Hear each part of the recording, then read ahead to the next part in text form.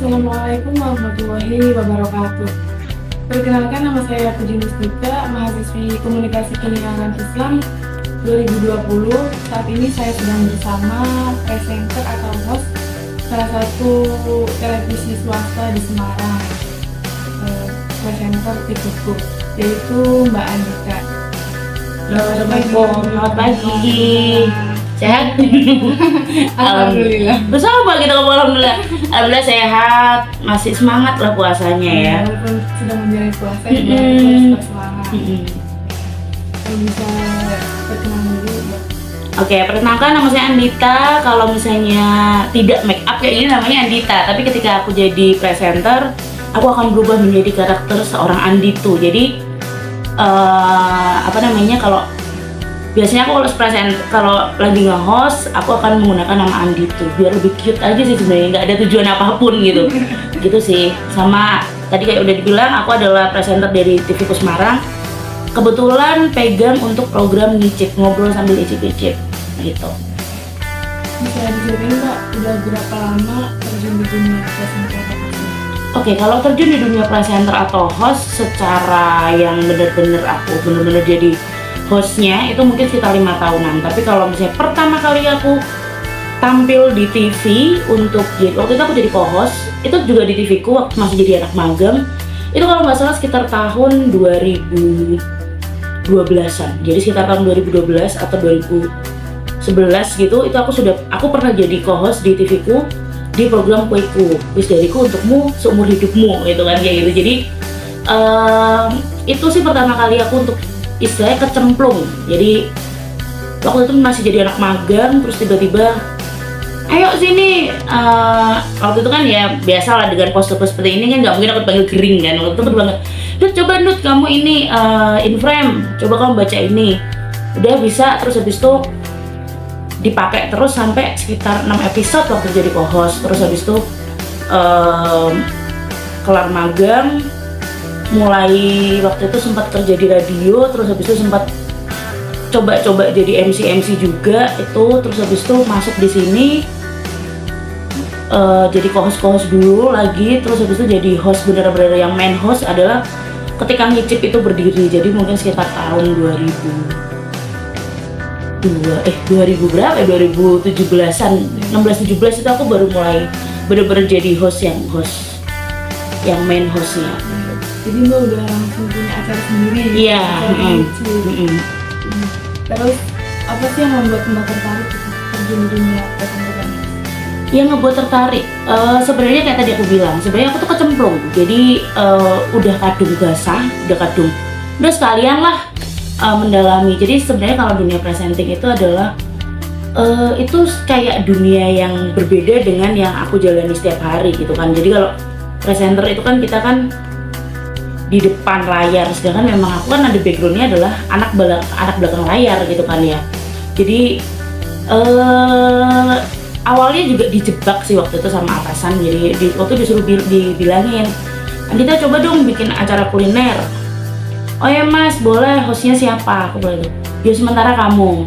Nah sementara itu berubah menjadi sementahun gitu. Jadi yang awalnya nggak sengaja jadi akhirnya lumayan mencintai pekerjaan ini sih gitu. Jadi dan yang aku sukai dari dunia presenting itu apalagi aku kuliner ya, aku bisa mencoba banyak kuliner, ketemu orang banyak. Terus kadang nih ya, ini yang rada lucu, jadi aku kadang kalau lagi makan di tempat di warung kayak gitu kan, tapi dalam keadaan bermake up itu orang itu notice loh, mbaknya yang di TV ku kan ya, mbaknya yang TV ku kan, nanti aku tiba-tiba dapat gratisan es teh atau gratisan apa gitu. Jadi padahal aku nggak minta, jadi kayak orang ternyata notice ada aku gitu loh. Gitu. Jadi itu sih yang ngebikin kadang suka, dan presenting itu juga bikin aku tadi ketemu sama orang banyak, kenal orang banyak, dan dikenal orang banyak juga. Jadi wah seru juga ternyata dunia presenting itu.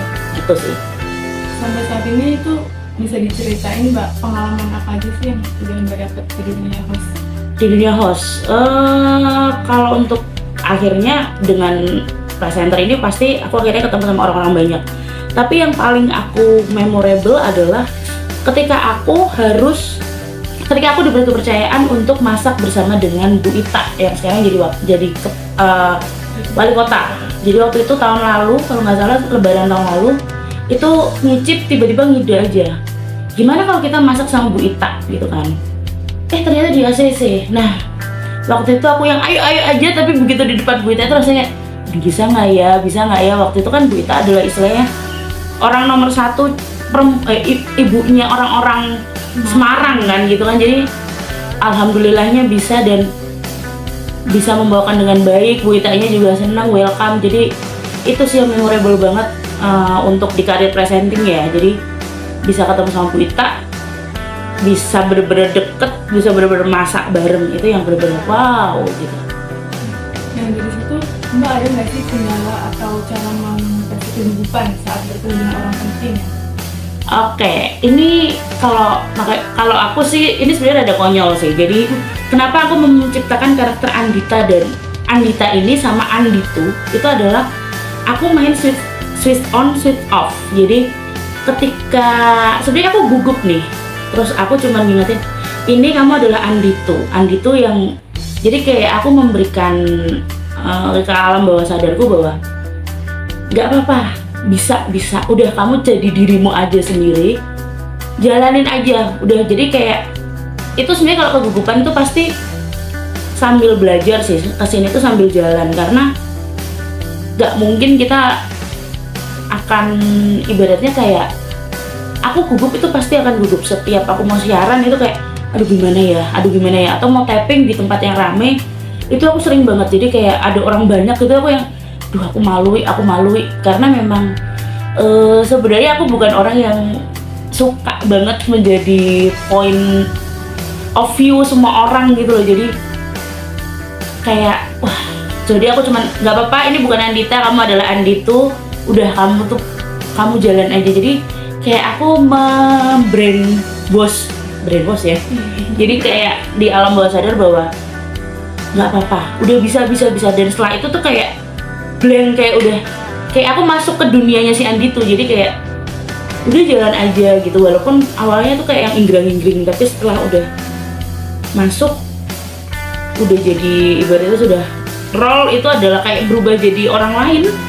Itu nggak tahu, mungkin presenter lain juga kayak gitu kali ya. Jadi ketika dia menjadi entertainer itu dia tuh akan ibaratnya kayak langsung berubah gitu loh. Kayak gitu sih kalau aku. Jadi lebih ke yang pertama adalah biar kita nggak gugup, kita harus menguasai materi itu juga. Jadi kita harus tahu nih, kalau kayak aku kan misalnya aku ngicip, aku harus tahu ini lokasinya di mana, atau mungkin aku mau pertanyaannya apa aja, terus kira-kira narasumber aku siapa, terus habis itu paling nggak aku tahu sedikit lah tentang apa yang akan aku tanyakan gitu. Nanti mengenai dulu tempat narasumbernya siapa gitu.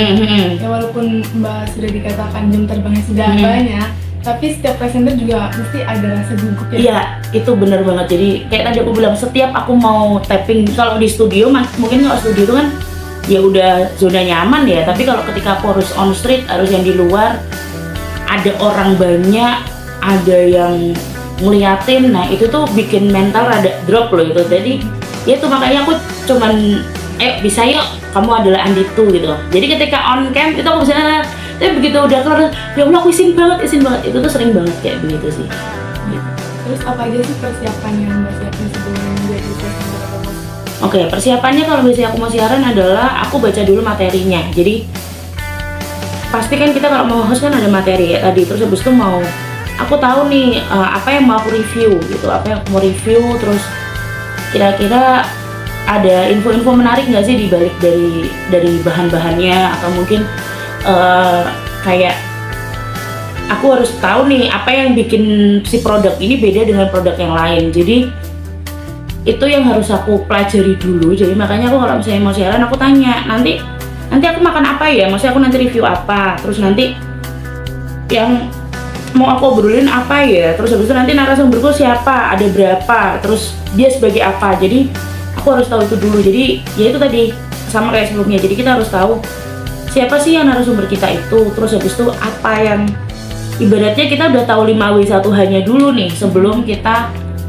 on stage, dan nanti itu biasanya ketika udah ngobrol itu akan pertanyaan pasti akan berkembang juga sih gitu, Akan mengalir ya? akan mengalir juga gitu.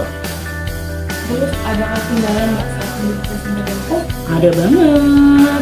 Ada banget. Jadi kalau dulu awal-awal aku siaran, kalau sekarang sih udah agak jarang. Jadi di tahun-tahun awal aku siaran itu aku sering banget, karena kan gitu kan makan sambil ngomong kan ya.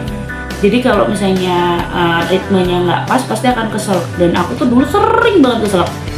Jadi emang nggak boleh sebenarnya kalau makan sambil ngomong gitu ya.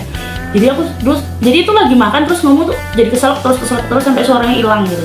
Itu sih. Dan tapi sekarang aku udah tahu bahwa oh ini dimakan dulu, dinikmatin dulu, terus habis itu baru ngomong. Jadi udah tahu ritmenya. Kok dulu kan kayak aku nyoba adrenalinnya tuh kayak tinggi banget. Sekarang oh ini harusnya kayak gini dulu. Nah terus ada lagi kendala kan, terkadang kalau siaran tuh kan nggak mulus-mulus amat ya.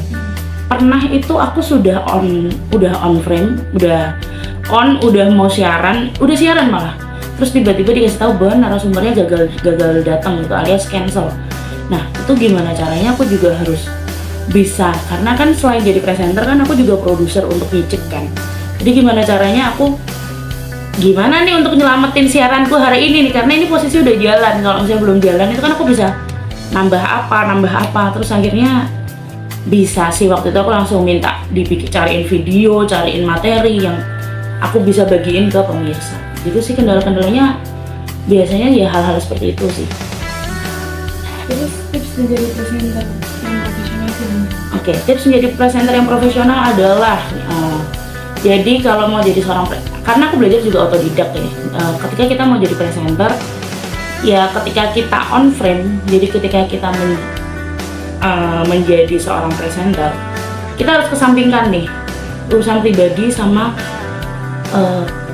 pekerjaan. Jadi kalau aku sih aku bilang bahwa pemirsa itu nggak boleh tahu ketika aku itu lagi banyak banget pikiran atau mungkin ada banyak hal yang harus aku kerjain. Tapi yang pemirsa mau tahu adalah aku adalah seorang Andito yang yang ngasih hiburan ke mereka, yang kasih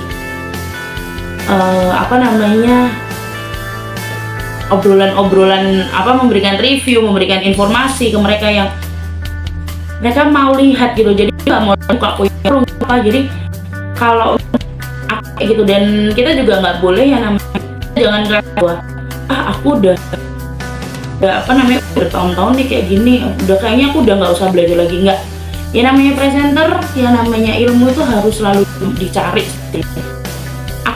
Aku pun masih sering belajar, masih terus belajar, bahwa aku juga belajar kemarin secara otodidak. Aku mendapatkan ilmu presenter kan juga nggak banyak ketika kuliah gitu. Dulu aku kuliah juga di sini di Udinus, di broadcasting kan.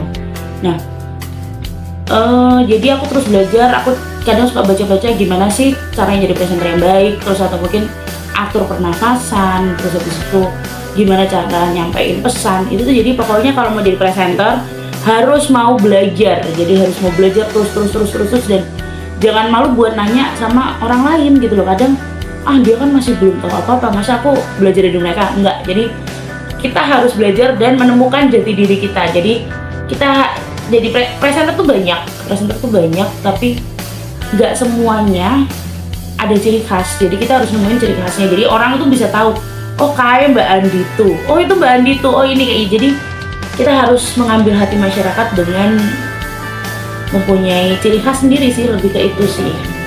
Begitulah. Berarti Mbak yang membranding diri sendiri ya, dengan memiliki nama siaran misalnya. Waktu Mbak siaran itu namanya Mbak Andito gitu. Tapi di luar bisa dipanggil Mbak Andita gitu.